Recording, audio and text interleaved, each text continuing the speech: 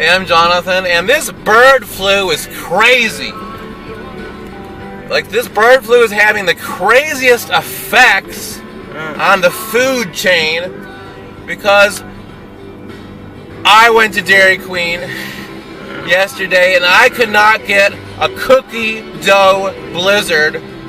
There's a cookie dough shortage, and it has to do with the bird flu. I could not get a cookie dough blizzard at Dairy Queen. I could not because of the bird flu. Like, Big Bird sneezes on everybody and everybody gets sick, and I can't get my cookie dough blizzard because Big Bird is sick. That sucks.